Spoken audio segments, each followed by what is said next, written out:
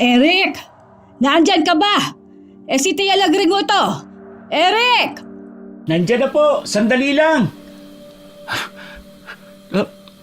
Tia, bakit po kayo naparito? May problema po ba? Wala naman. Talaga pumunta lang ako dito. Hindi mo ba ako papapasukin? Ay, pasensya na po. Tuloy po kayo. Mukhang malaki ho yung bag na dala nyo. Tulungan ko na ho kayong magbuhat. Oo, malaki talaga yan at maraming laman. Ingatan mo ang pagbuhat at hindi basta-basta ang mga laman yan. Opo, Tia. Biglaan ang pagpunta ko dito. Saka hindi ako nagsabi. Alam mo namang wala akong cellphone. Tsaka hindi rin naman magandang mag-cellphone pa ako sa edad kong ito, ano. Isa pa, lagi namang walang signal doon sa amin. Kumusta ka na pala? Ayos naman po ako. Salamat ho sa pag-aalala. Dito ko ho muna ilalagay itong bag nyo sa sala. Punta ho muna tayo sa kusina. Sakto at nakapagluto na ako ng ulam kanina. Kanin na lang ang hinihintay kong maluto. Sabayan nyo na ako mananghalian. Mabuti naman. Tamang-tama at gutom na rin ako. Medyo mahaba ang biyahe ko. Hindi talaga ako kumain habang nasa biyahe dahil nagtitipid ako. Masarap ba naman yung mga niluto mo? Naku, hindi ko alam sa panlasa nyo, Tia. Maselan ho ba kayo sa pagkain? Depende. Malalaman natin kung pasok na sa panlasa kong niluto mo kapag natikman ko na. Ayos naman siguro na nandito ako, ano? Ayos lang ho yun. Natutuwa nga ho ako at napadalaw kayo. Ano ho ba sadya nyo? Importante ho ba? Hindi naman ho kasi kayo napapadalaw ng biglaan kung hindi importante. Upo ho muna kayo, Tia. Maya-maya luto na ho tong kanin. Nag-aalala kasi ako sa'yo kaya ako naparito. Kamamatay lang ng nanay mo, hindi ba? Masyadong biglaan ang mga nangyari. Hindi mo na rin ipinaalam sa amin. Nabalitaan ko na lang dahil si Bebang ay nagbakasyon ng ilang araw doon sa nanay niya. Di ba't kapitbahay mo yun? Opo. Pasensya na kayo at hindi ko na ibinalita. Si nanay rin naman po kasi ang nagsabi na wag nang sabihin pa. Ibinili niya bago siya mamatay. Ayaw raw po niyang makaabala sa mga kamag-anak. Alam kong masyadong malihim yung nanay mo. Kilala ko na yan mula pa ng mga bata kami. Palagi nilang sinosolo ang mga problema. Sa aming 4 na magkakapatid, ako lang talaga ang tumitingin sa inyo. Kaya alam kong masaya siyang nandito ako. Dahil may gagabay na sa'yo. Hindi ka naman siguro pasaway na bata, no? Sakit ka ba na ulo ng nanay mo? Naku, mahusay pong magpalaki si nanay. Alam kong napalaki niya ako na mabuting anak. Maraming salamat ho, Tia, at nandito kayo. Nakakatuwa naman po. Hindi naman siguro masama na dumito muna ako ng ilang linggo para samahan ka. Aalis ako kapag alam kong maayos ka na. Bata ka pa, Eric. Kailangan mo pa ng gabay. Namuhay ka na, ang nanay mo lang ang kasama mo sa buhay. Alam kong mahihirapan ka sa lagay mo ngayon. Sobrang nag-aalala ako.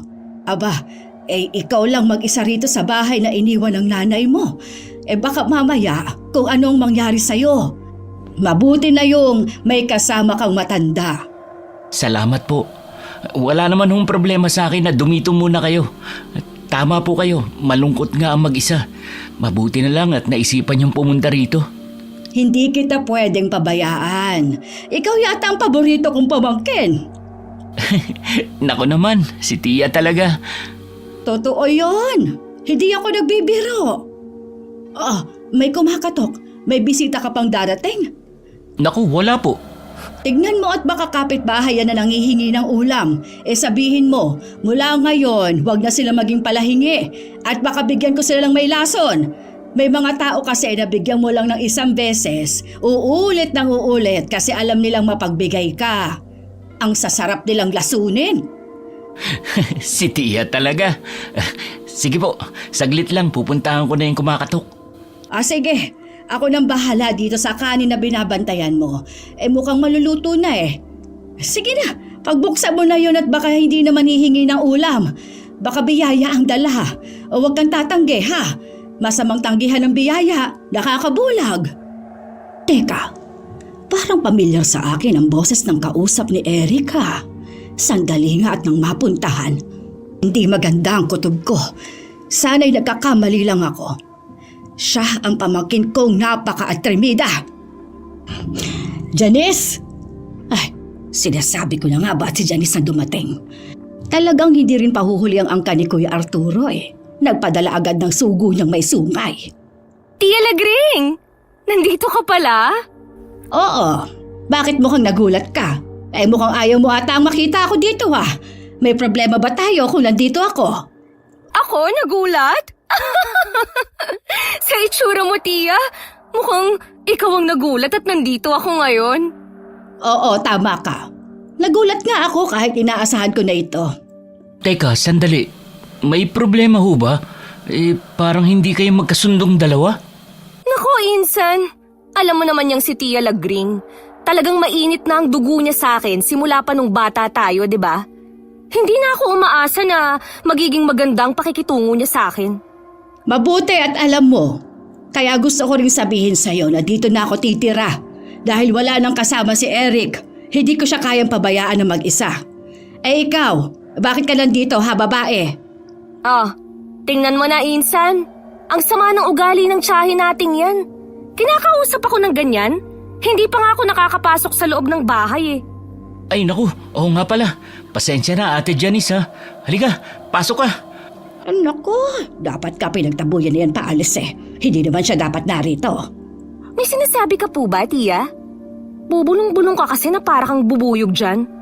Pakilakasan na lang ho para magkaintindihan tayo. Huwag mo lang alamin ang sinabi ko kung butas puso ka, Janice. Eh, hindi ka rin naman magtatagal dito, hindi ba? Wala naman ho akong pinagkakaabalahan sa buhay. Kaya wala namang problema kung manatili ako dito ng may katagalan. Ayos lang naman yon, di ba, Insan? Ha?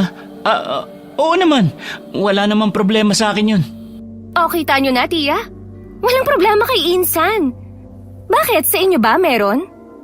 Ikaw nga magtatagal din dito eh. Baka mainip ka. Mainam na yung nandito ako para may kausap ka, di ba? Hindi ko kailangan ng kausap, Janice. Sanay akong magpanis ng laway. Kaya pala abot dito sa pwesto ko ang hindi magandang amoy sa tuwing nagsasalita kayo. Ba't? Naku, tama na yan. Baka mamaya kung saan na mapunta ang pag-aasaran yung dalawa. Ang mabuti pa, doon na muna tayo sa kusina. Mananghalian na muna tayo. Ay naku, busog pa naman ako, Insan. Busog. Ang sabihin mo, hindi ka talaga kakain ng luto ng tao. Insan, Bakit? Ano yun, ate? sa tingin ko, pag-aralan mong mabuti kung paano mag-alaga ng bubuyog.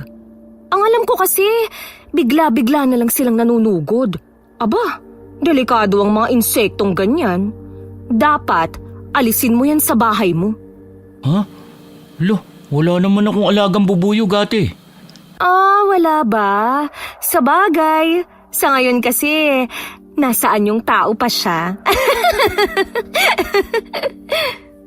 Si ate talaga. Hanggang ngayon, mapagbiro ka pa rin. Ay, siya nga pala, Insan. May dala ko para sa'yo. Ipinabibigay ni Papa. Si Tio Arturo? Oo, wala naman akong ibang ama, di ba? Ano raw ba yung pinabibigay niya? Nakakahiya naman, nag-abala pa siya. Heto, nakalagay sa kahon na ito. Sabi pa niya, pasensya na raw kung hindi siya makakapunta dito. Abala kasi siya sa bukid eh. Kaya ako na lang ang pinapunta niya para dalhin ito sa'yo. Ano raw ang laman yan? Nako, Eric, kung ako sa'yo, wag mo nang pag-aksayahan ng panahon yan. Kilala ko yan si Kuya Arturo. Lahat ng bigay niya ay tsak may kapalit. Tuso yan. Huwag mong tanggapin. Ipabalik mo. Ipauwi mo na sa pinsan mong yan. Galit na galit po talaga kayo sa pamilya namin, no, Tia Lagring? Hanggang ngayon ba nagseselos ka pa rin kay Papa dahil siya ang pinagkakatiwalaan ni Lola at Lolo? Ay, bata ka pa nga, Janice. Wala ka pang alam sa naging buhay namin noong maliliit pa kami. Hindi ba nagkukwento sa iyong mga magulang mo? Alam niyo po, sa totoo lang, naririndi na ako sa paulit-ulit nilang kwento sa kabataan yung magkakapatid. Kaya nga umalis muna ako sa amin para makaiwas pansamantala.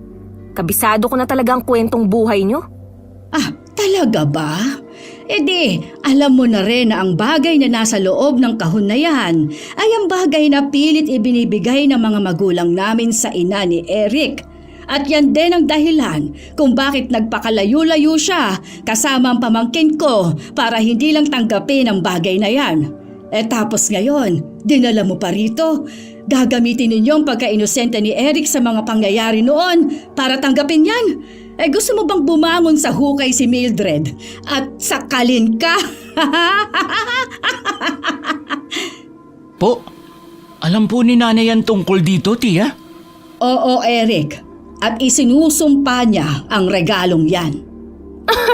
Grabe naman po kayo, Tia. Kamamatay lang ni Tia Mildred tapos tinatakot niyo pa si Eric? Kapag bumangon siya sa hukay, ikaw ang una niyang sasakalin. Ay, Insan, huwag kang maniwala sa tiyahin nating yan.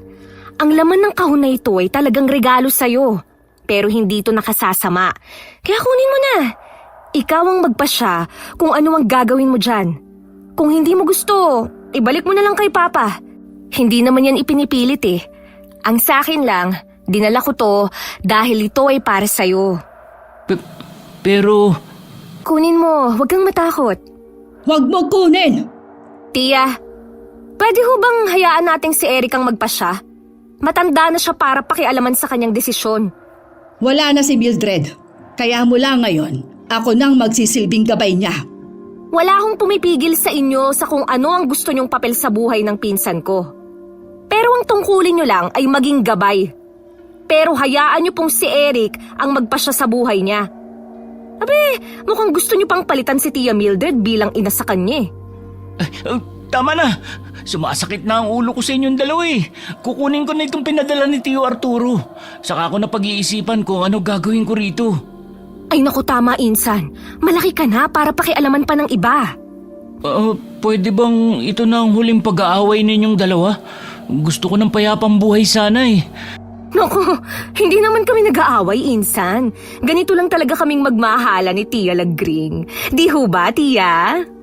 Ayokong makipagplastikan, Janice. Pero susubukan kong habaan ang PC ko sa kanya ha, Eric. Ang mabuti po, doon muna kayo sa kusina. Ilalagay ko lang sa kwarto ang kahon na ito. Pagkatapos, sabay-sabay na tayong kumain. Sige, ako nang maghahain ng pananghalian. Ilang araw nang naninirahan sa bahay ni Eric sina Lagring at Janice. Mabait ang pagitungo nila sa binata. Pero kabaliktaran naman ang ugali ng dalawa kapag sila lamang ang naiiwan sa bahay. Isang hapon, papunta na sa kusina si Lagring at naabutan niya roon si Janice. Hep, hep, hep! Anong balak mong gawin? Magluluto ho ako ng hapunan, Tia. Nasa kusina ho ako. Alam namang maglaro ako dito, di ba? Tumigil ka sa ginagawa mo!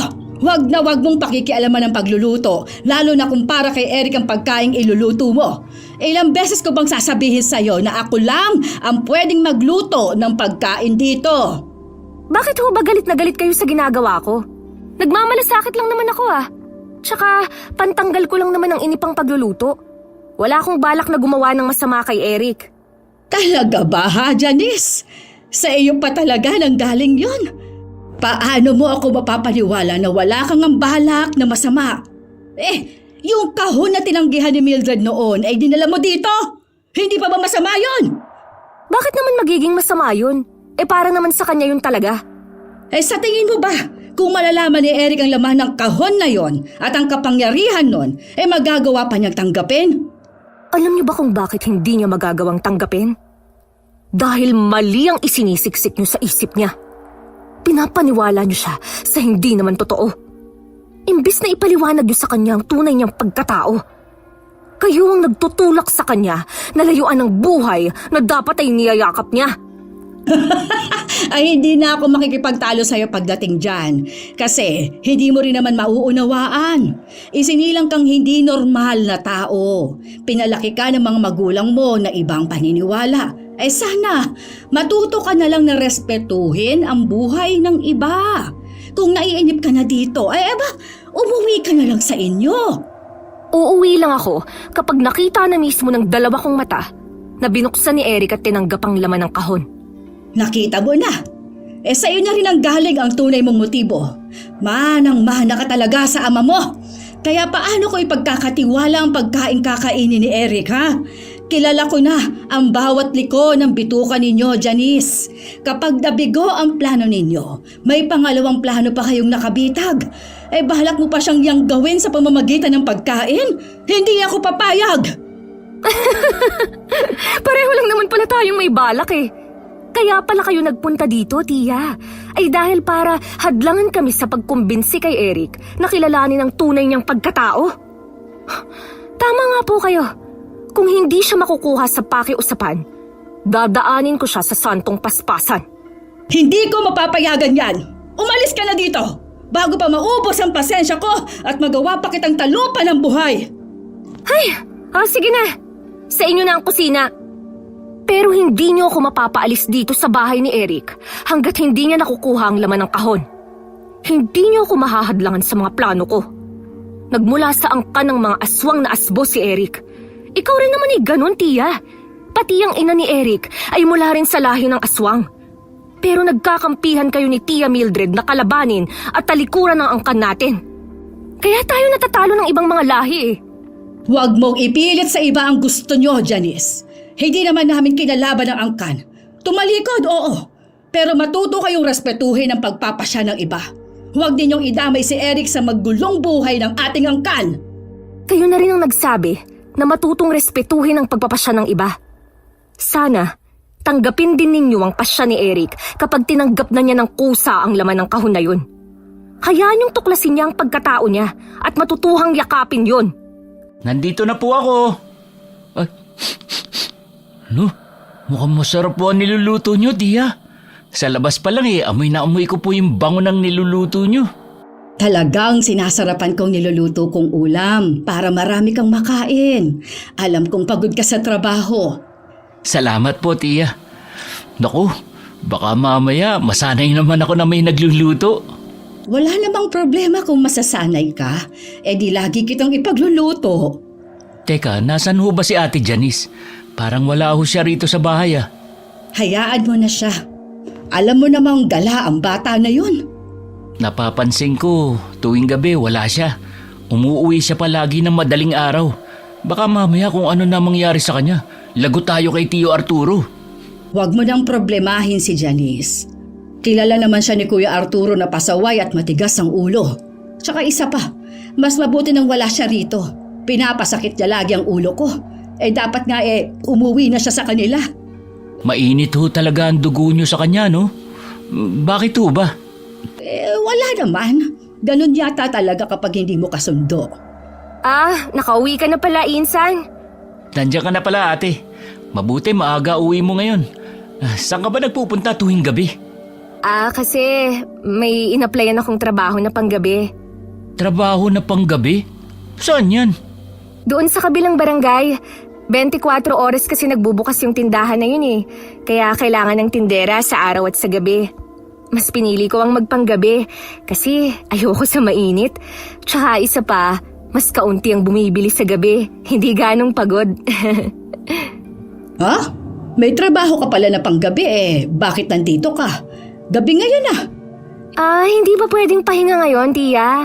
Kailangan talaga tuloy-tuloy ang trabaho, ganon. Ikaw kaya, bakit hindi ka maghanap ng trabaho para naman hindi ka naiinip dito sa bahay? Hindi naman ako naiinip dito. Maraming gawain sa bahay, Janice. Talaga ho ba? Gawaing bahay ba ang inaatupag nyo? Grabe ang tiyaga nyo magbantay. Kahit lamok hindi na makakalusot sa inyo. Oo, tama ka. Kahit lamok o kahit anong insekto, hindi ako papayag na makapasok dito sa bahay. Iniisip ko nga na mula bukas magsunog ng goma, pantaboy sa mga malas. Naku, nagsisimula na naman kayong dalawa. Tama na yan. Mabuti pa, Ate Janice, magbihis ka na. Tapos sumabay ka na sa amin na kumain ng hapunan. Magbibihis na rin muna ako at kararating ko lang din galing sa trabaho. Hindi na, busog naman ako Kumain na ako sa labas bago umuwi. Tsaka ayoko rin ng luto ni Tia. Baka may gayuma yan at bigla akong bumait sa kanya. Hindi gayumang ilalagay ko. Sandamakmak na asin pa, pwede. Sandali, paano ka ba Ate Janice? Bakit ang daming dumi ng damit mo? Puro mantsa. Saan galing yan? Wag mong alalahanin to. Nadulas kasi ako kanina sa putek. Diyan na kayo. Maliligo na ako tsaka matutulog. Wag niyo akong iistorbohin Nadulas sa putik? Mukhang hindi putik yun eh. Kulay pula ang mantsa. Ano sa tingin niyo, Tia? Nako, wag mo akong tinatanong sa ganyan. Baka magulat ka sa isasagot ko at maglagay ka ng maraming bawang at asin sa buong bahay. Po? Ibig kong sabihin, kapag namalengke ka, bumili ka ng maraming asin at bawang kasi ubos na. Ha? Ganun ho ba? Sige ho, ako nang bahala dun. Damihan mo ha, yung mga isang tiklis. Si Tia talaga palabiro. Ano naman ang gagawin natin sa isang tiklis na asin at bawang? Baka malusaw lang yung asin sa sobrang dami at tumubo na yung mga bawang dahil sa tagal. Tama! Ano hong tama? Magtatanim ako ng maraming bawang sa bakuran. Oh, bakit naman, Tia? Huwag na ho, bibili na lang ako ng marami. Mas mainam na ang may tanim kesa bumili ng bumili. Alam mo bang nagtatawag din ng swerte ang bawang? Talaga ho? Ngayon ko lang nalaman yun Oo, kasi nagtatabo yon ng malas. At kapag naitaboy no ng malas, papasok na ang swerte. Si Tia talaga. Gutom lang ho yan. Sandali ho papasok muna ako sa kwarto.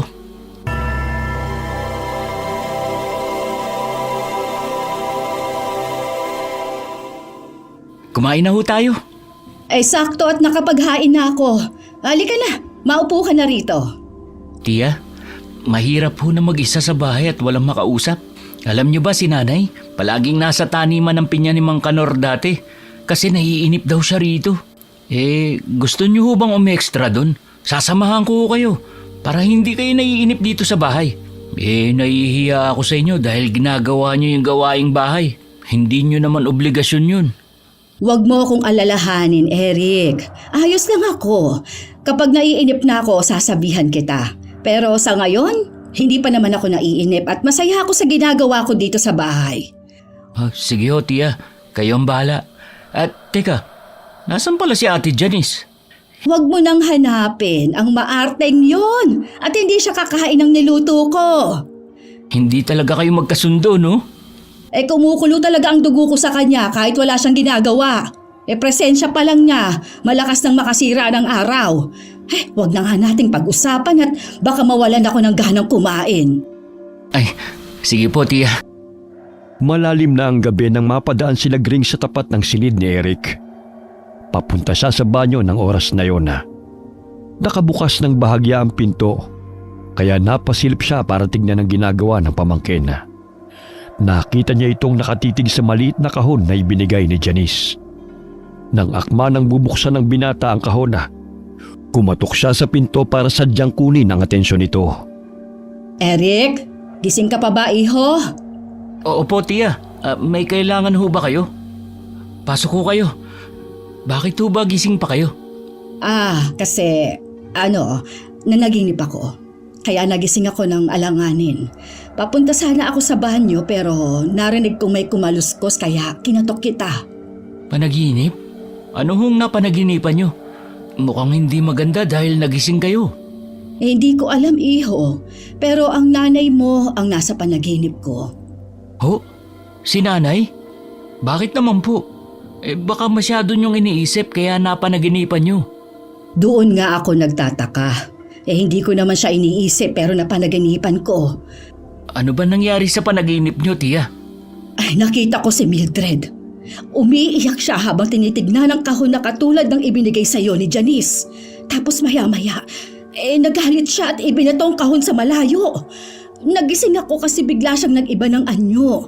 Naging mukha siyang halimaw. Isang malaking halimaw na asong mas malaki pa sa kalabaw ang itsura niya. Naku, ang likot ho siguro ng pag-iisip nyo, Tia, at ganyan ang panaginip nyo. Alam nyo ba na ang panaginip kabaliktaran ng realidad? Imposible hong halimaw si nanay. Oo, tama ka. Imposible talagang maging halimaw siya. Pero hindi kaya pangitain yun o babala na galing sa nanay mo. Baka ayaw niyang kunin mo ang kahon. Itapon mo na lang kaya yan at huwag mo nang sabihin kay Janice. Ako baka po magalit. Saka nakakahiya po kay Tio Arturo. Isa pa, mula kina lolo at lola ang kahon na ito. Ano ba ang laman yan? Bakit ganyan na lang po ang pagtutol niyo sa kahon? At saka, totoo ba na tinanggihan niyo ni nanay noon? At tinakasan pa niya? Oo, totoo yun. Sumpa ang laman ng kahon na yan, Eric. Huwag mong pangarapin, ni huwag mong bubuksan. Kasi sa oras na makita mo ang laman, maaakit ka. At baka hindi mo kayanin. Hindi mo na magagawang tanggihan ito kapag nilukob nito ang kaisipan mo. Sumpa? Bakit naman ho ako bibigyan ni na lolo at lola ng sumpa? Hindi ko na masasagot yan. Pero ako na ang magsasabi sa'yo. Huwag na huwag mong bubuksan. Ibigay mo na lang kaya sa akin at ako na lang ang magtatapon. Tapos kapag tinanong ni Janice, sabihin mong nawala. Naku, sigurado kung kayo ang pagbibintangan niya kapag sinabi kong nawala. Kayo lang ang laging naiiwan dito sa bahay. Hayaan nyo, para hindi nyo na alalahanin pa ang kahon, ilalagay ko na lang dito sa cabinet para makalimutan ko na rin. Mabuti pa nga. Noon ho ba binuksan ni nanay ang kahon? Nakita niya ba ang laman? Hindi. Paano nyo nalaman na gano'n ang mangyayari sa oras na makita ang laman ng kahon? Dahil ganoon na nangyari sa lola mo, iniregalo din sa kanya ang kahon na yan ng lola niya. Nahumaling siya ng husto at wala nang nakapigil pa sa kanya. Pero itinago nila ang buong katotohanan tungkol sa laman ng kahon. Tanging ang pinamamanahan lang ang pwedeng tumuklas nito. Masyado ho ba talagang delikado? Para sa akin, oo. Kasi saksi kaming magkakapatid sa paghihirap ni Mama habang nasa kanya ang kahon na yan. Naghihirap siya? Kung naghihirap siya, bakit gugustuhin niya maghirap din ng iba? Iba-iba kung mag-isip ang mga tao, Eric. Kahit na pamilya natin sila, kahit nga kakambal pa, hindi natin kayang saklawin ang pag-iisip at pagpapasya nila. Mahirap magsisi sa huli. Kaya ngayon pa lang, huwag mo nang tangtain na tingnan ang loob ng kahon. Naiintindihan mo ba? Opo, tiya. Sana nga ay naiintindihan mo, iho. Pero sa oras na magpasya kang tignan ang laman nito, hindi ako magdadalawang isip na gisingin ka at kahit maging magkalaban pa tayo para lang mailayo ka sa kapahamakan. Ano kaya yun?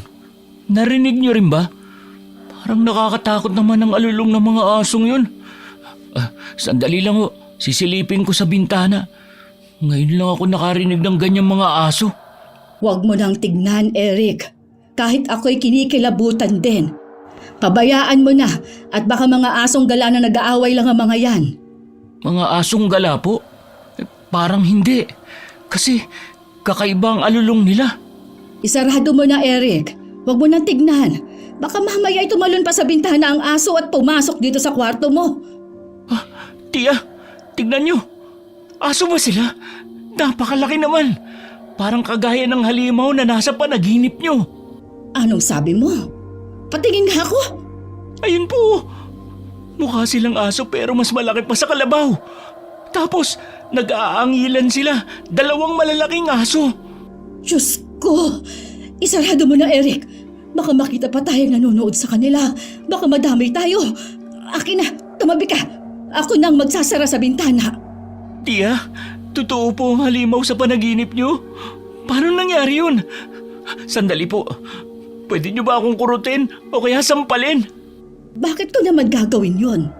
Para po malaman ko kung hindi ito panaginip. Ay, ikaw na bata ka. Itulog mo na lang yan. Huwag na huwag mong sisilipin ang mga halimaw na yon, ha? Naiintindihan mo ba? Opo, tiya. Sige, lalabas na ako sa silid mo. Ay, palaka! Ay, gusto mo talaga ako atakihin sa puso? Bakit ka nakatayo dyan ng ganyan ang itsura? Anong sinabi niyo kay Eric? Nilalason niyo talaga ang isip niya. Oo, nilalason ko nga. Gagawin ko ang lahat para lang iligtas siya sa masama ninyong balak na mag-ama. Kahit pa magsinungaling ako at kasuklaman niya, basta ang mahalaga ay hindi kayo magtagumpay. Dahil sa inyo, tumatagal ang kailangan kong gawin dito. Pinuntahan tuloy ako ni Papa at pinagalitan. Pero ngayon, hindi ko na iisipin pa ang iba. Lahat ng hahadlang sa plano namin ay aalisin ko kahit makadugo. Bakit ba gigil na gigil kayong gawing aswang na asbo si Eric, ha? Bakit hindi na lang ikaw ang kumuha sa laman ng kahon? Ay di ba, matagal mo nang gustong mapa sa kamay yon. Huwag na kayong magpunwari, Tia. Bago pa isilang si Eric, nakatadhana na sa kanya ang binhi ng aswang na iniwan ni Lola. Kailangan niyong maging asbo para sa angkan natin at magpakalat ng lahi. Mas malalakas na aswang ang magmumula sa lalaking asbo kaysa sa mga babae. Bakit mo ba na yung tutol niyo? Kailanman ay hindi mo maiintindihan ang dahilan ko. Dahil hindi ka naman normal na tao, Janice! Ako rin naman, Tia. Hindi mo rin maiintindihan ang dahilan ko na piliting maging aswang si Eric. Dahil kung hindi siya magiging asbo, nagpasya si Papa na gagawin siyang pagkain ng angkan. At lahat ng mga hindi pa aswang sa angkan natin ay gagawin ding pagkain. Para wala nang tumutol na kagaya nyo sa mga susunod pang henerasyon. Kaya alin ang pipiliin nyo? Ang mabuhay si Eric o ang mamatay sa kamay ng sarili niyong angkan? Mga walang hiya kayo! Mas masahol pa kayo sa halimaw! Halimaw ka rin naman, Tia. Tumalikod ka lang. Kaya huwag kang magpanggap na tao. Tia, mukhang umalis na po yung mga halimaw sa labas. Halimaw! Nakapasok sa loob ng bahay, Tia! Halimaw! Umalis ka dito sa pamamahay ko! Paano ka nakapasok dito? Ha? Bakit nga ba pumapasok ang halimaw sa bahay ng biktima? Hindi ba para manlaba? Tia! Huwag kayong lalapit dito! Mukhang aatake siya! Diyan lang kayo sa likuran ko!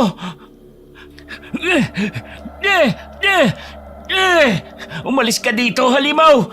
Wala kang mabibiktima rito!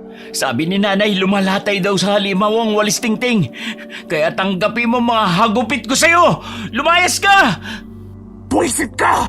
Nagawa ko pang turuan ng panlaban sa kagaya namin! Babalikan kita! Sa pagbalik ko, hindi na ako maawa! Hindi ka na makakapasok dito sa susunod, halimaw! Kaya huwag ka nang bumalik! Hindi ikaw ang magpapasya sa dapat kong gawin! Umalis ka na! Alis! Tia, ayos lang ba kayo? Sinaktan ba kayo ng halimaw na yung kanina? Paano siya nakapasok? Hindi naman ako nasaktan. Nagkagulatan lang kaming dalawa kanina. Pasensya na, ha? Baliktad ang nagawa ko eh. Imbes na isarado ko ang pinto, ay pabukas pa lang nagawa ko kaya nakapasok ang halimaw. Si Ate Janice, nasan po siya? Kumusta kaya siya? Sandali pupunta ako sa kwarto. Tia, wala dito si ate. Nasan siya? Ay nako, baka sa takot niya sa halimaw ay lumabas ng bahay. Pambihira naman. Delikado siya sa labas. Kailangan ko siyang hanapin. Hindi pwede, Eric. Mapapahamak ka sa labas. Pero paano si ate? Baka nasa panganib siya, Tia. Matapang siya. Makakabalik din siya ng ligtas. Huwag mo nang sundan. Hindi, Tia. Baka biktimahin siya ng halimaw. Eric! Bumalik ka dito!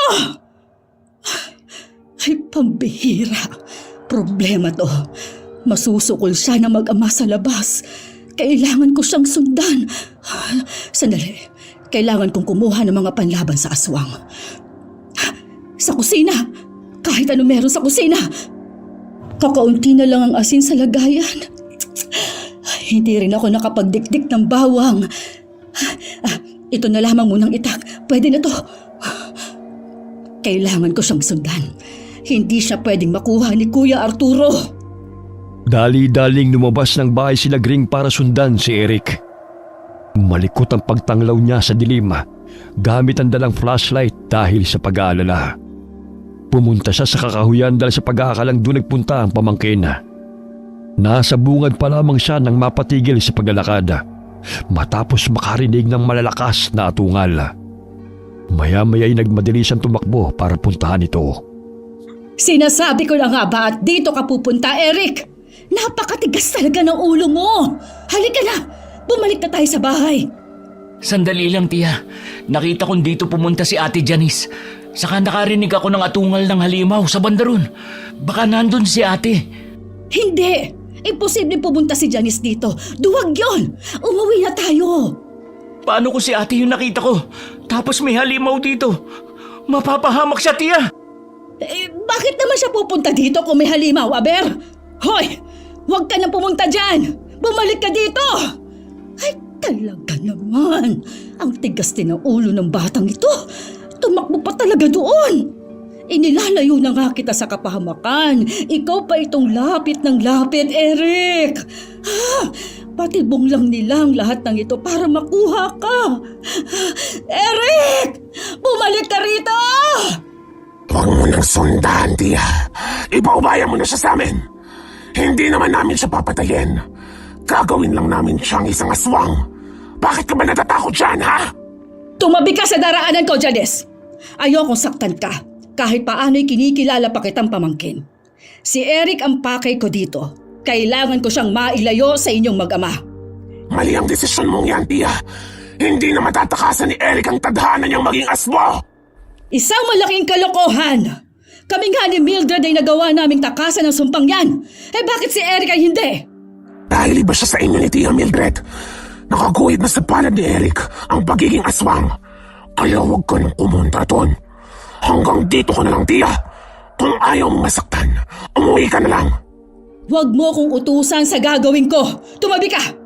Kung talagang mapilit ka, pues wala na akong magagawa kung hindi ang isilid ka sa tiyan ko. Lalapain mo ko? Ako na tiyahin mo! Walang hiya ka talaga! Lahat ng hahadlang sa pagsasakatuparan ng kabalaran ni Eric ay mamamatay! Wow! Sira ulo ka talaga! Iisa talagang liko ng bitukan ninyong magama! Pues, lalabanan din kita kung kinakailangan! Isa ka lang ordinaryong tao, tiya. Paano ka mananalo sa kagaya kong aswang na asbo? Meron pa rin namang mga bagay na ikatatalo ninyo, Janice. Kagaya nitong asin na dala ko. Heto, ang salubungin mo ang isasaboy ko sa'yo! Nang malapdos ang balat mo! Talagang ibubuwis mo ang buhay mo. Sige, seryoso na ako. Hindi na kita dadaanin sa pananakot. Isang kalmot ko lang sa'yo ay tiyak na tatakbo ka rin naman dahil sa takot!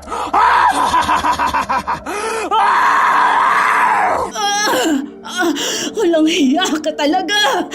Wala kang respeto sa nakatatanda! Kailangan kang turuan ng leksyon!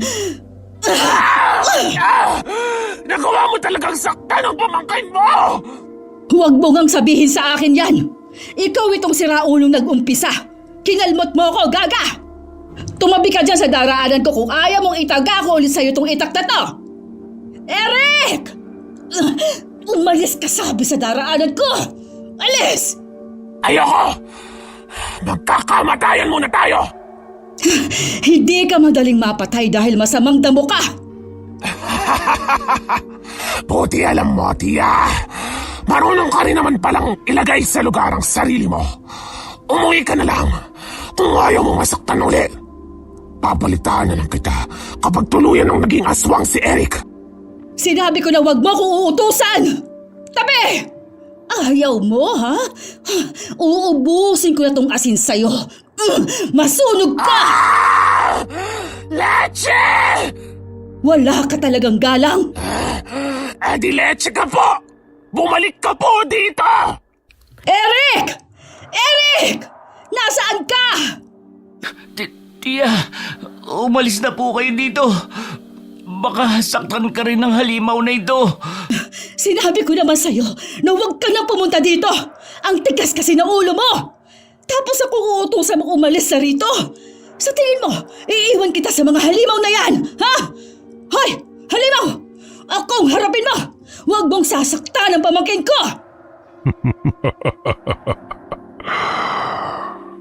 Ano naman ang magiging laban mo sa akin, Lagring, ha? Huwag mo nga itutok sa akin ang lente mo. Ang sakit sa mata ng liwanag. Kilala mo ang tiya ko? Sino ka bang halimaw ka? Mukhang hindi pa niya sinasabi sa iyong totoo mong pagkatao. Bakit Lagring? Bakit patuloy mo pang inililihim kay Eric ang katotohanan na dapat niyang malaman? Tumahimik ka, halimaw!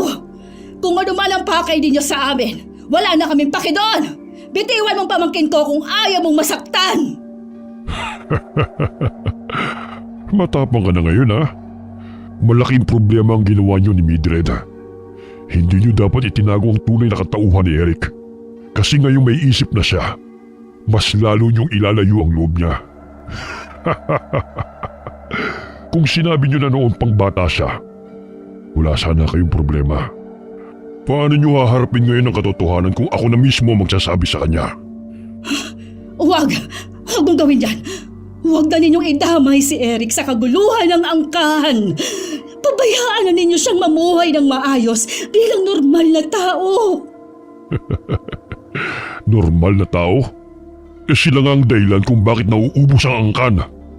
Dapat na magparami para malipo lahat ng sinasabi mong tao na siyang umuubos sa mga aswang. Wala akong maintindihan. Ano ba sinasabi niyo? Anong dapat kong malaman sa tunay kong pagkatao? Huwag kayong mag-usap na parang wala ako rito.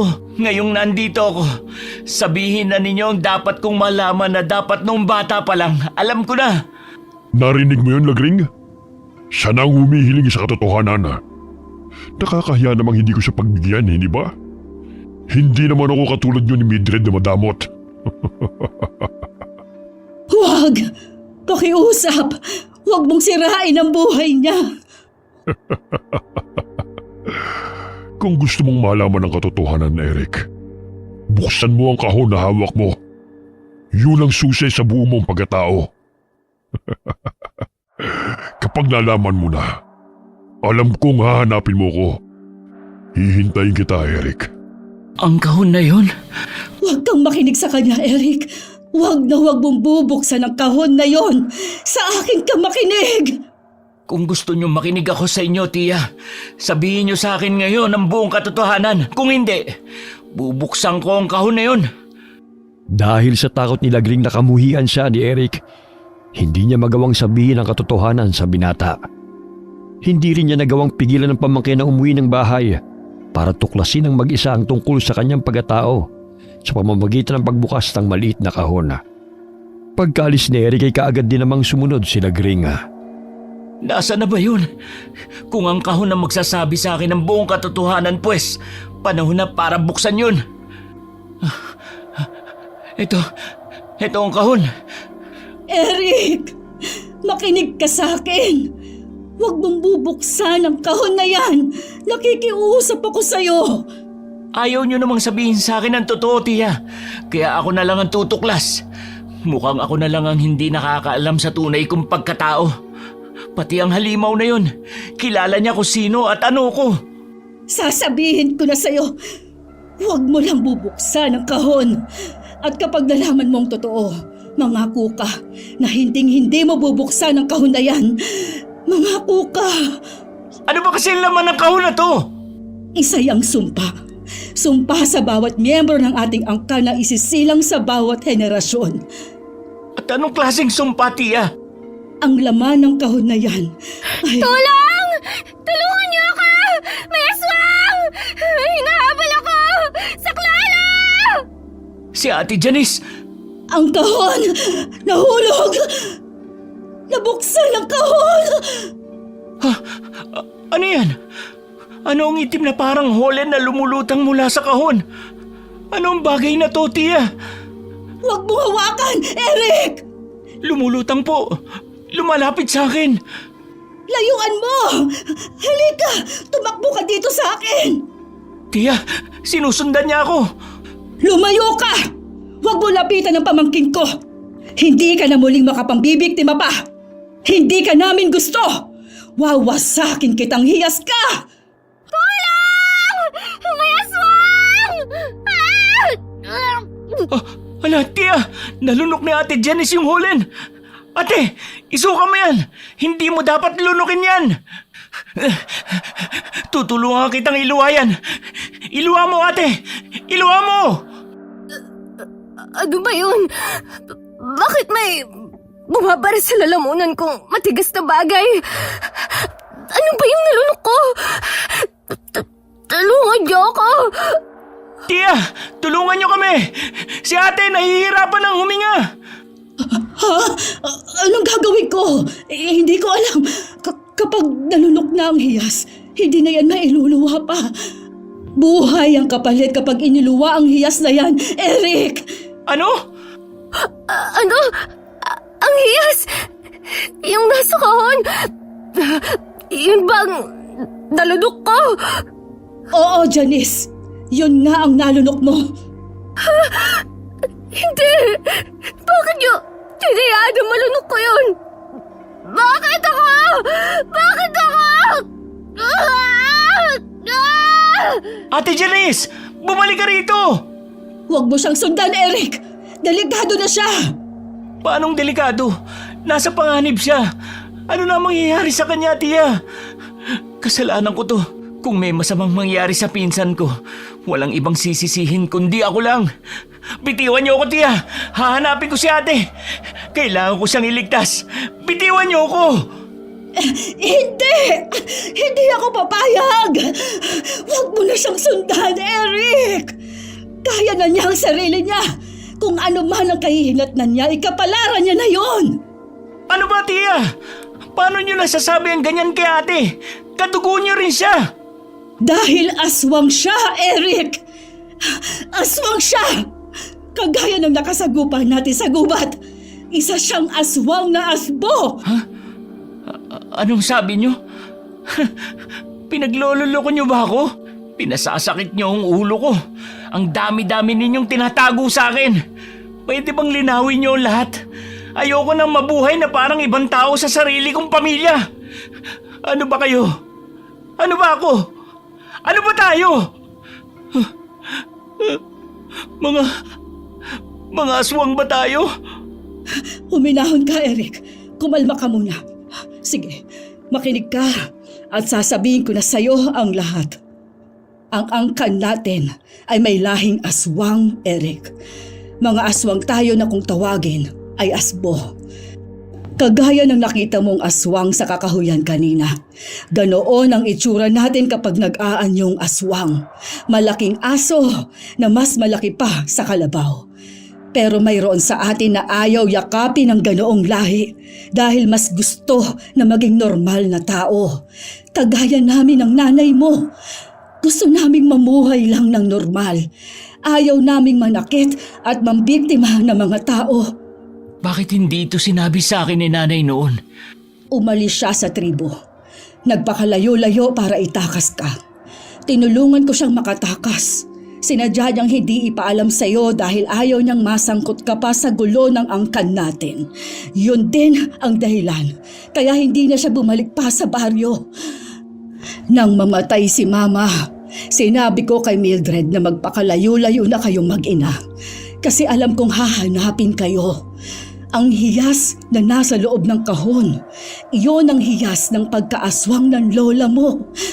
Ipamamana yon sa nanay mo. Pero bago malagutan ang hininghang lola mo, sinabi niyang ikaw na ang mas karapat dapat na magmana nun. Talagang gusto nila akong maging aswang na kagaya nila? Bakit po?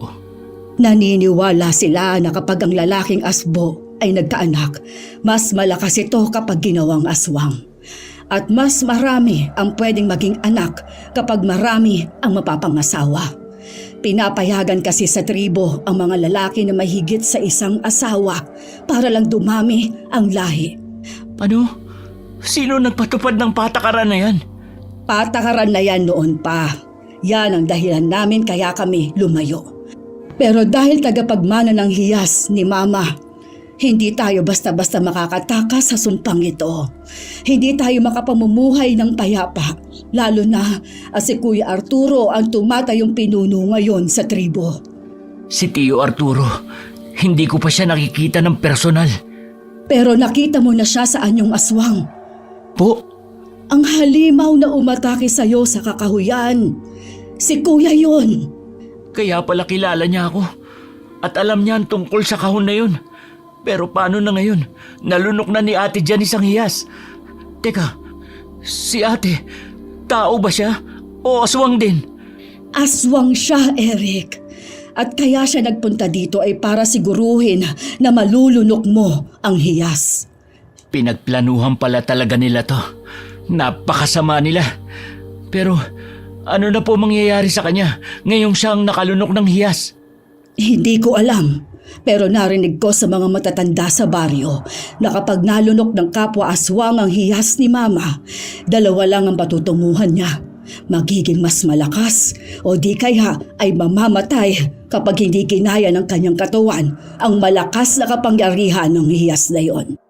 Kapag naging malakas na aswang si ate, ano kaya mangyayari? Yan ang hindi ko masasagot. Ang kahihinatnan niya ay nakadepende na sa kung anong ugali at magiging pasya niya. Pero noon pa man, matagal na siyang may galit sa'yo. Dahil ang hiyas na yon ay gusto niyang mapa sa kanya, pero hindi ipinagkaloob. Niyanggaw lang siya kaya naging aswang. Pero kapag nalaman ito ni Kuya Arturo, tsak na magagalit siya, ay baka mapatay niya tayo. Ano pong gagawin natin? Wala naman po tayong laban sa kanila. Ordinaryong tao lang tayo, tiya. Halika, may ipapakita ko sa'yo. Natatandaan mo ba ang malaking bag na dala ko nang pumunta ko dito? Opo, napakabigat nga nun eh. Bakit ano po ba ang laman nun? Bago ako pumunta dito, ay dumaan ako sa isang mahusay na antingero sa isang probinsya. Nagpatulong ako sa kanya kung paano magkaroon ng mga pangontra at sandata laban sa mga aswang. Ang bag na yon ay naglalaman ng mga sandatang pwedeng tumalo sa mga halimaw. Halika, kunin natin sa kwarto. Kailangan mapag-aralan mo agad kung paano magamit ang mga ito. Dahil sa oras na malaman ni Kuya ang nangyari sa anak niya, mortal na kaaway na ang tingin niya sa atin. Nakasisiguro ako doon. Lalo na kung ikamamatay ni Janice ang pagkalunok sa hiyas na yon. Ipinakita ni Lagring sa kanyang pamangkin ang mga sandatang dala niya na panlaban sa aswanga. Dahil sa mga isiniwalat niya kay Eric at sa panganib na dulot nito, napapayag niyang binata na magsanay gamit ang mga sandata para kaya nitong proteksyonan ang sarili kapag may umataking aswanga. Ilang araw ang lumipas. Natigilan na magtiyahin habang kumakain ng hapunan nang may kumatok sa pinto. Tiya, sino po kaya yan? Baka si Ate Janice na. Kumusta na kaya siya? Pagbubuksan ko siya ng pinto. Sandali, Eric. Bakit po? Pakiramdaman muna natin. Kung si Janice nga yan o kaya si Kuya Arturo, tsak naman natatawag sila. Pero bakit panay lang ang katok sa pinto at hindi man lang nagsasalita? Maliban po ba sa kanya, tiya? May iba pa bang pupunta rito? Oo, ang bawat lahi ng aswang ay palaging may kalabang ibang lahi. Sa tuwing nalalaman nilang namayapa ng pinuno ng isang lahi o tribo ng mga aswang, hinahanap agad nilang tagapagmana ng hiyas para paslangin.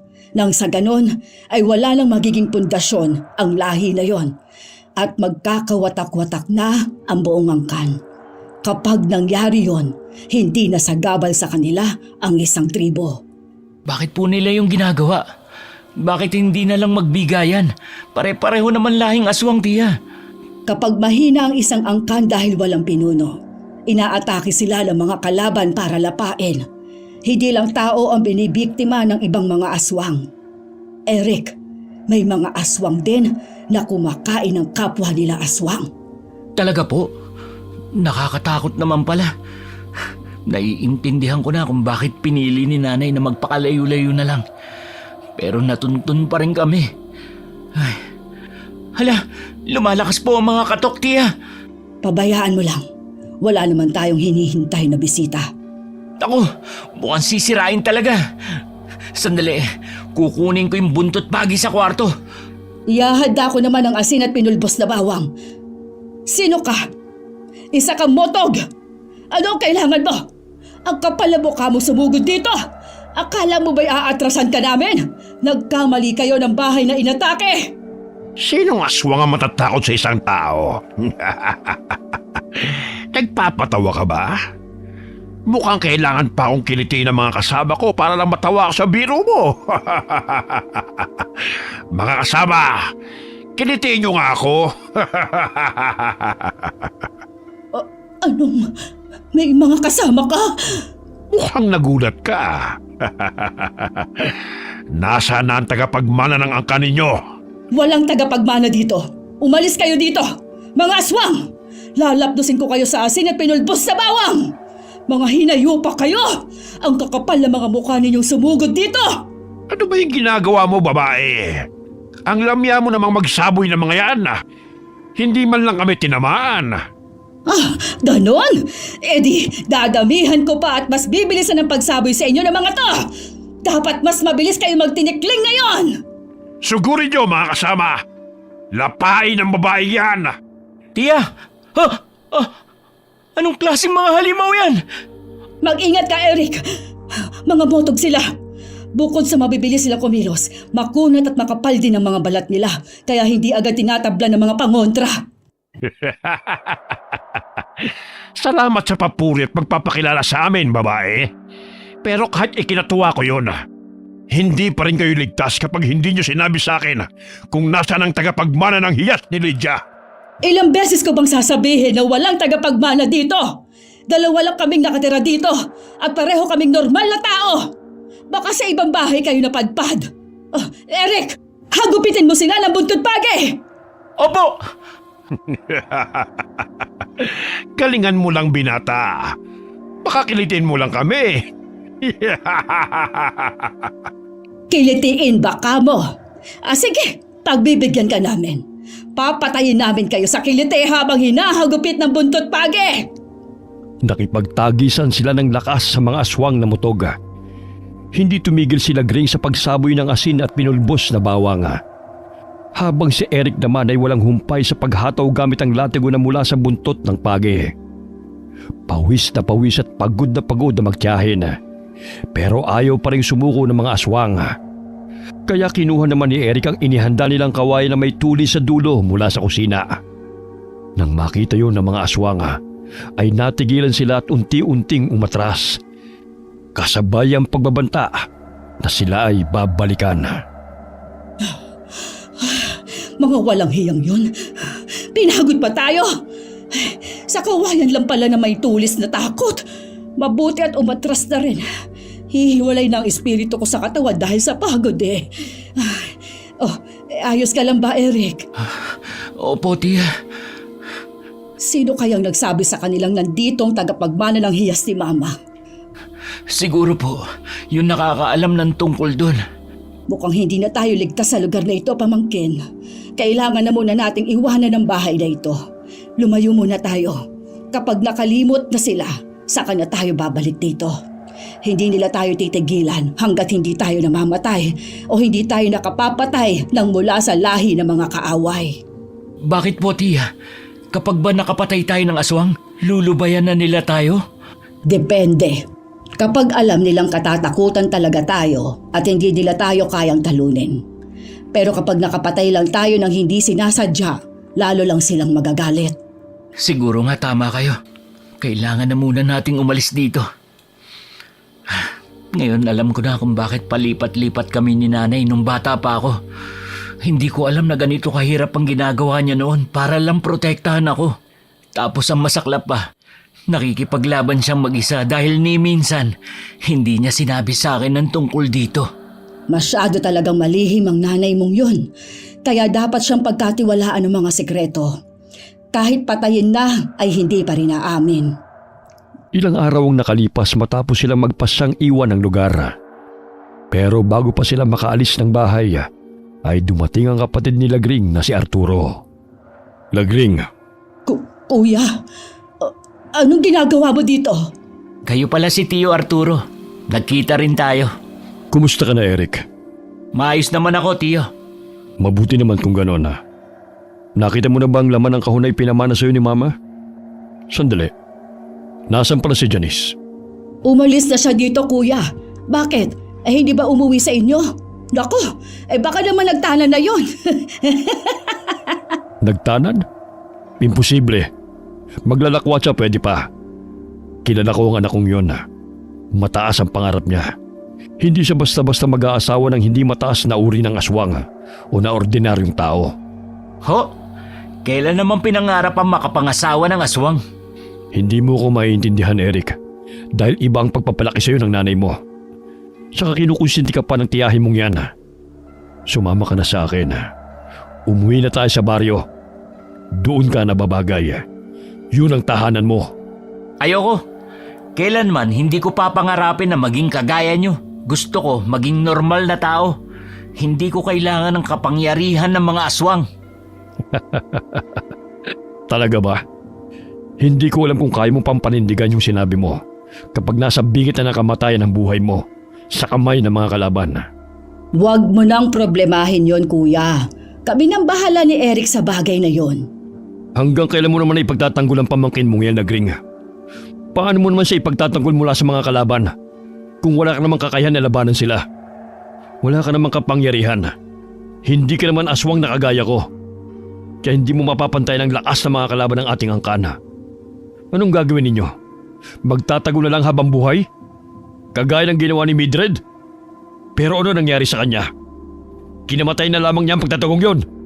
Ang pagtatago at ang pagtakas o pagtakbo, hindi naman sukatan ng kaduwagan. At ang pakikipaglaban, hindi sukatan ng tapang. Ang kailangan lang nating gawin habang nandito sa mundo ay mabuhay. Mabuhay ng mapayapa, masaya at walang inaapakang kapwa. Sige, kapitan mo ang paniniwalang yan, Eric. Darating ang araw na ang mga yan ang gigising sa natutulog mong utak. Sandali nga, mukhang nakagaya kayo. Balak niyong umalis? Bakit? Sinalakay ba kayo ng mga kalaban?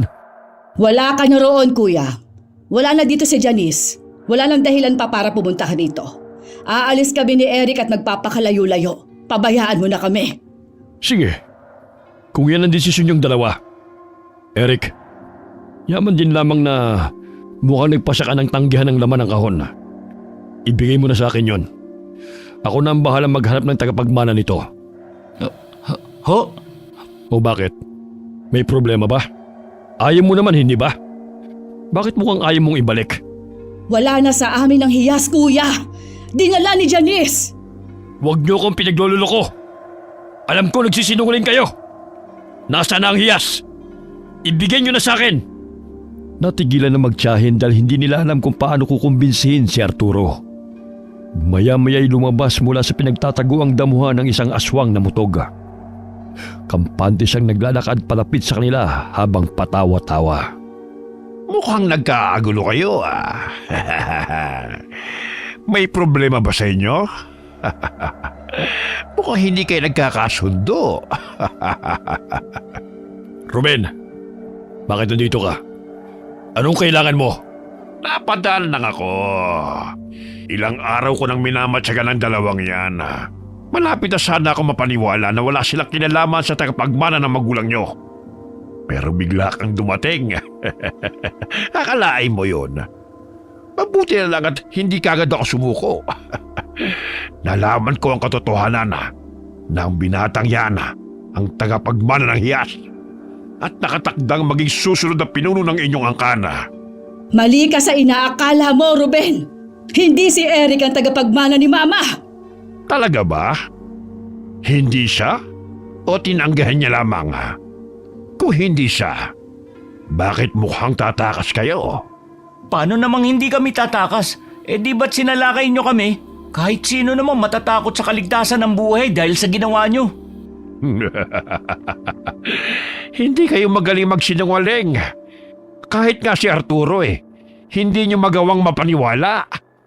Kung gusto nyo walang dugo na dumanak ngayon, ibigay nyo na lamang sa akin ang hiyas ng mga asbo. Para hindi na tumagal pa ang usapan natin. Hindi ko na rin kayo gagambalain pagkatapos. Meron akong isang salita. Tumigil ka, Ruben. Huwag kang manghimasok sa angkan namin. Pakialaman mo ang iyong angkan na nagkakagulo rin. Dahil na ako sa inyong iniingatan yung hiyas, hindi ba? Kaya ba aagawin yung amin? Umalis ka na rito. Kung ayaw mong ihiwalay ko ang ulo mo sa katawan mo. Pasensya ka na, Arturo. Hindi ako madaling matakot Bata lang ang tinatabla ng ganyan. Yaman din lamang na ayaw niyong ibigay sa akin ang hiyas ng mga asmo. dito na magtatapos ang buhay nyo. Kapag napatay ko kayong tatlo, lalo na yung binatang yan. Usa naman siyang iiwan ng hiyas at mapapasakamay ko rin ito. Mga kasama, magsilabas kayo. Kanina ba tayo nagtatago Alam kong gutom na kayo.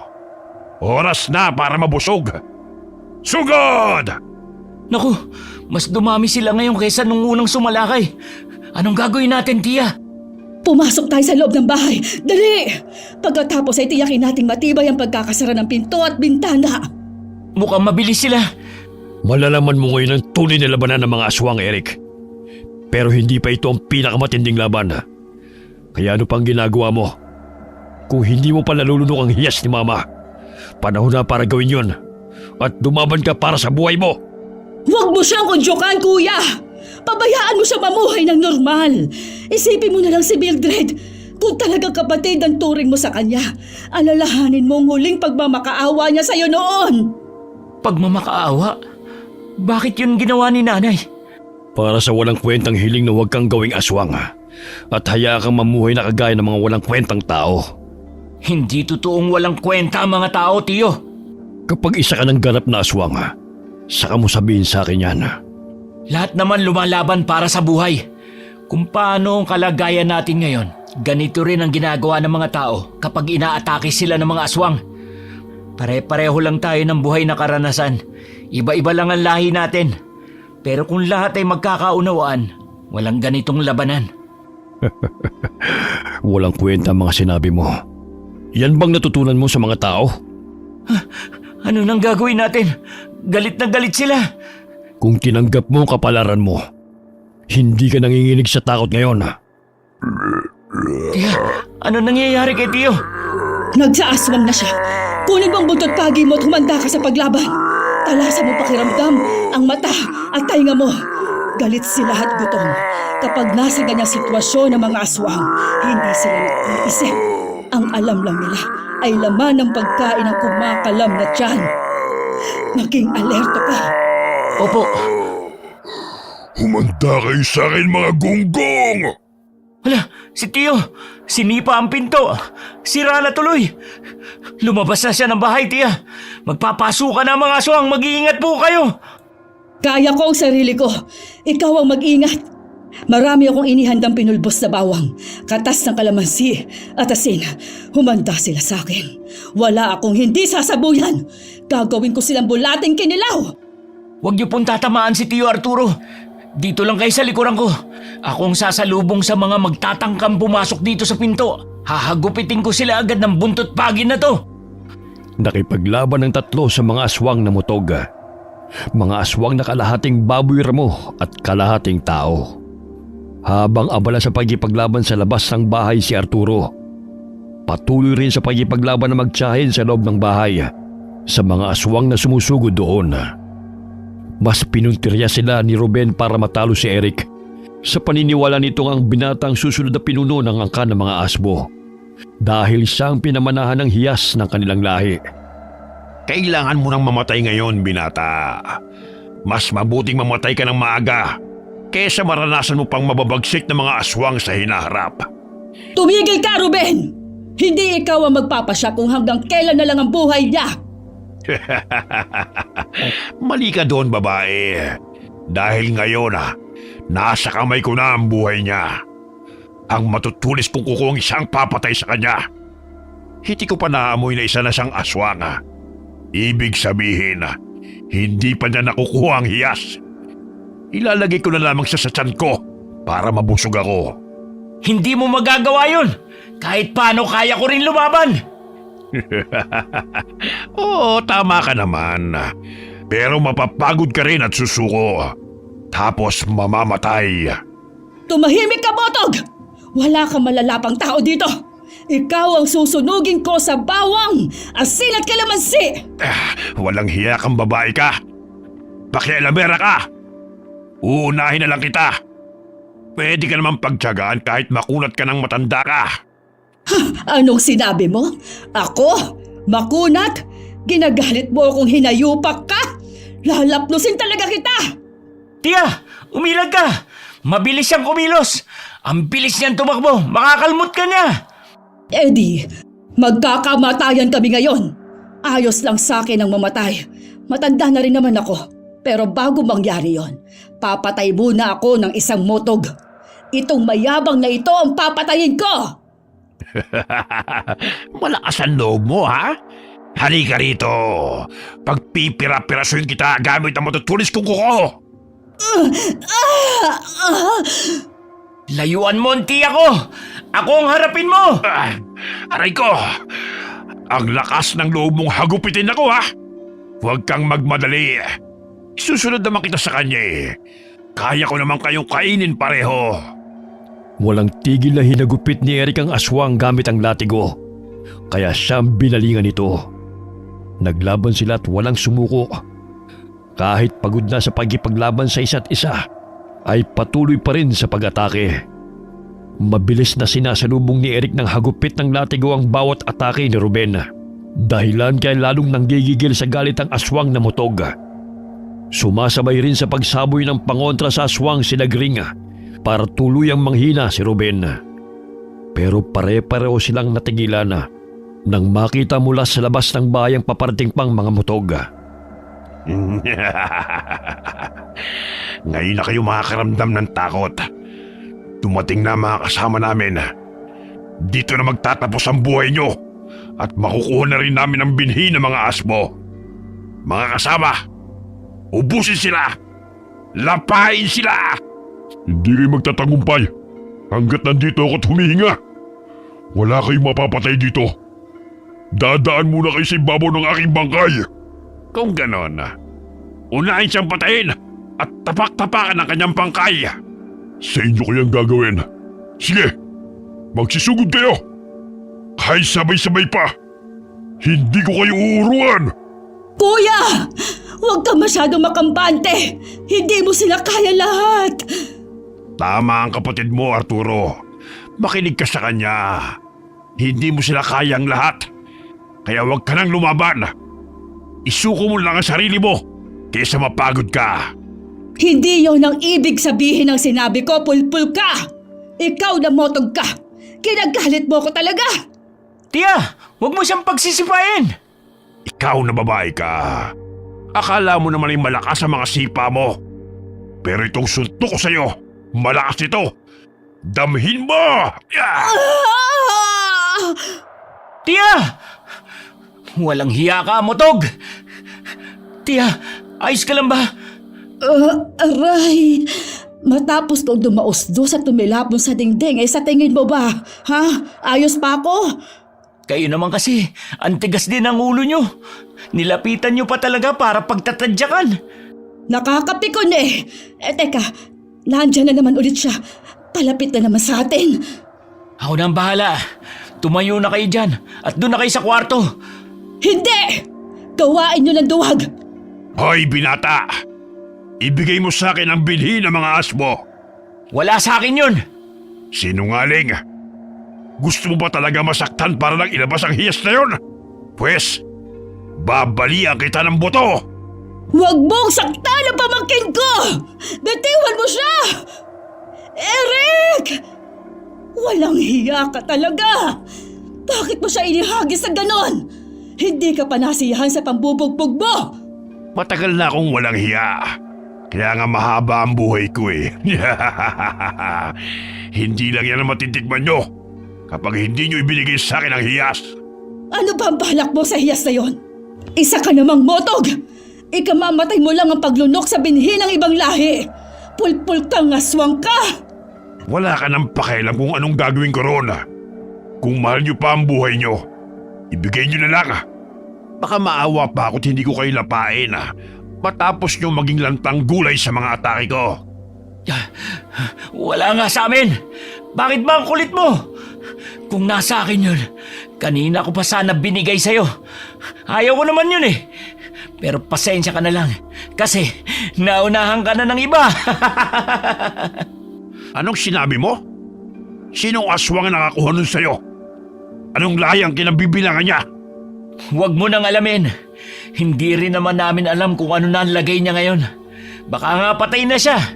Kaya tumigil ka na sa paghahanap. Hindi! Mas lalo ko siyang dapat mahanap. Kailangang makita ko siya bago pa sa malagutan ng hininga. Kung mahina siyang aswang, mamamatay nga siya. Pero ako, malakas ako. Kaya kong labanan ang kapangyarihan ng binhi hanggang sa maging isa na kami.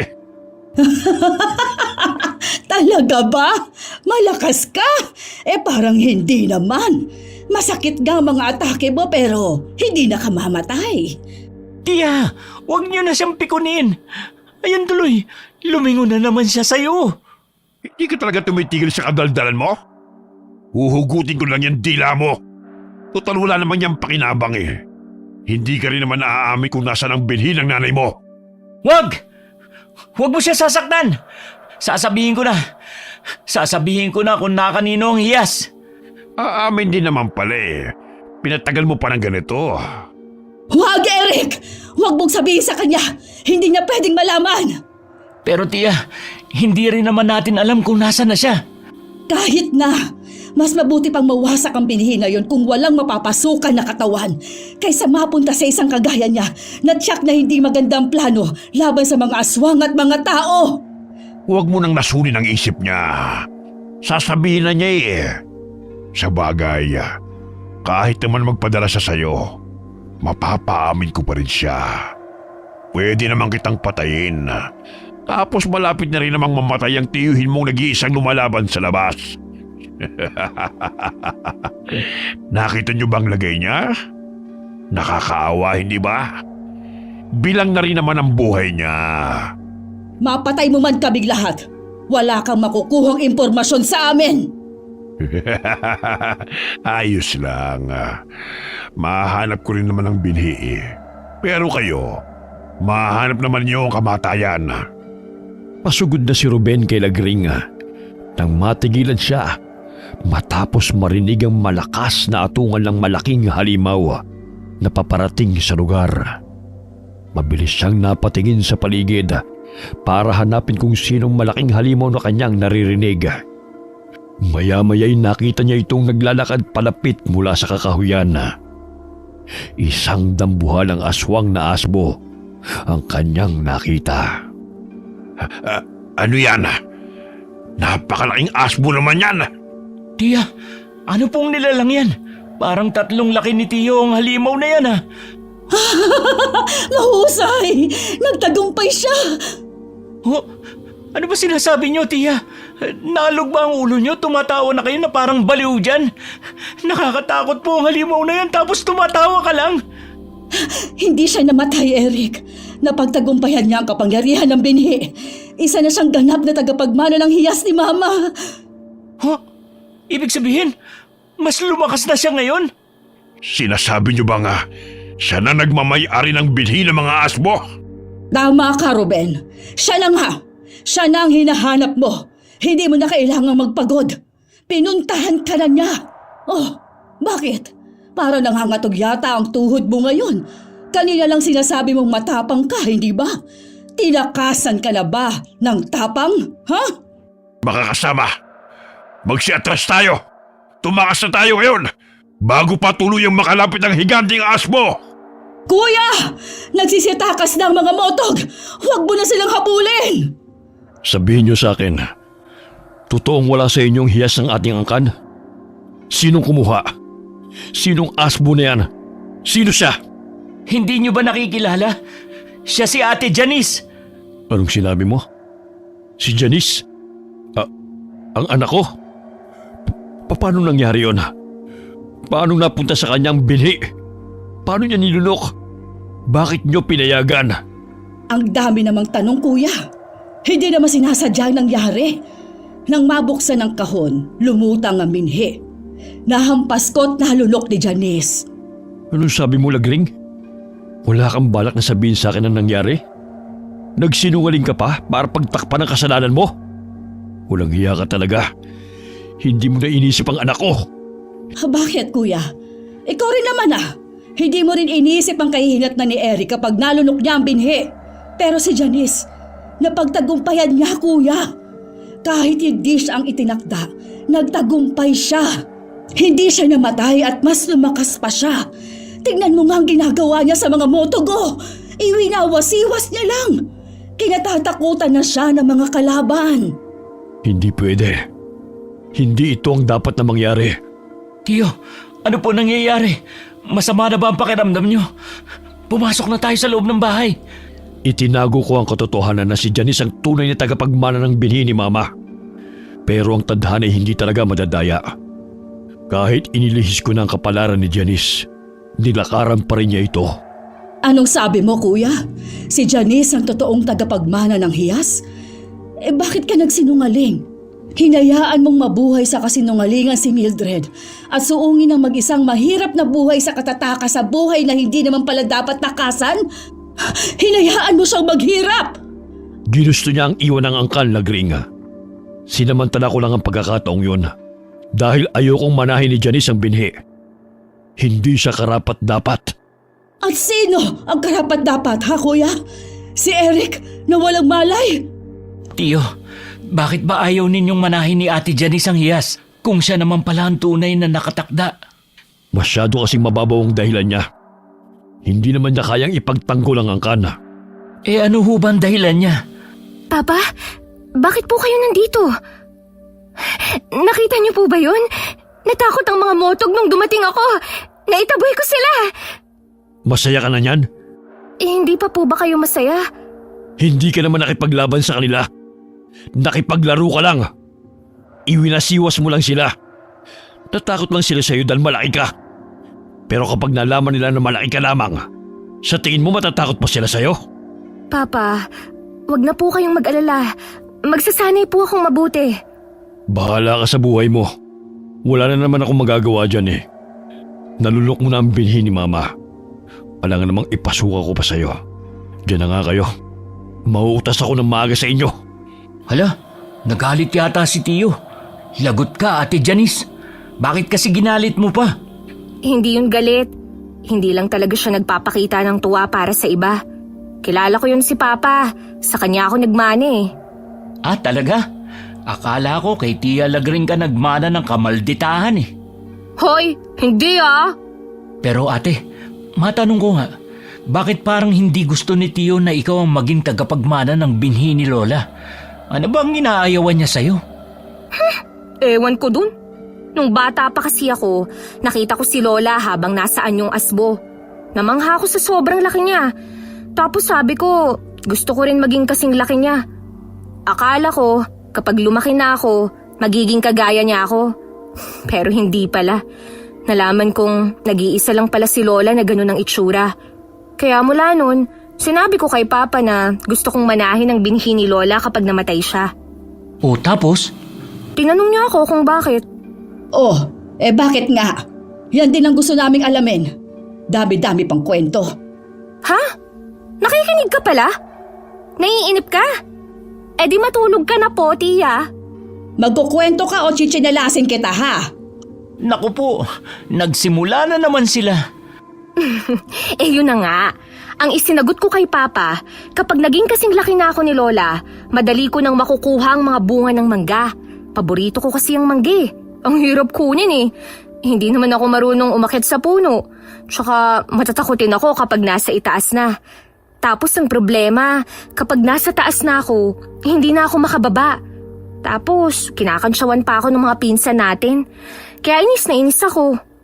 Naiintindihan ko na si kuya. Mabuti at hindi kita anak. Dahil kung naging anak kita, itatali kita sa itaas ng mangga at hindi ka na makakababa hanggang sa sikatan ka ng araw at maging abo. Mabuti na lang talaga at hindi kita naging ina. Ayoko kaya sa ugali mo. Sa tingin mo ba, gusto kong ugali mo? Hindi rin ano? Nag-away ang magkaugali. Parehong maldita na maiksi ang pasensya. Umuwi ka na, Janice! Ayoko. Dito muna ako, no? Galit pa si Papa. Dilapain mo! Basta umalis ka na dito! Bakit niyo ba ako tinataboy? Hindi niyo naman bahay ito ah. Si Eric nga hindi ako pinapalayas eh. Basta, dito muna ako. Kung ayaw mo sa akin, di ikaw ang umalis.